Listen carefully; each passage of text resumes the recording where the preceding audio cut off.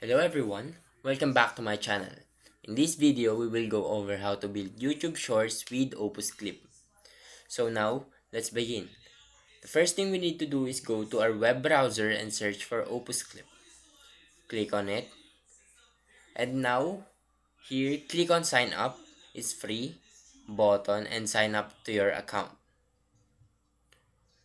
After signing up your account, you will be redirected to this page. Here, you can paste a YouTube video or even add videos from your computer. Now, we are gonna try a podcast featuring Mr. Beast.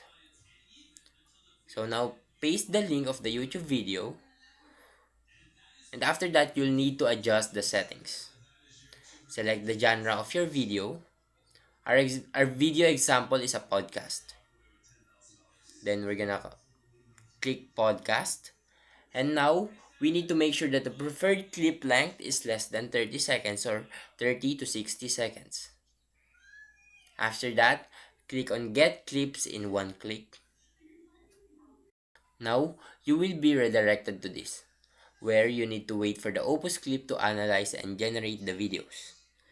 And that's how to build YouTube Shorts with Opus Clip. And that's everything for this video. If this helped, please leave a like and subscribe.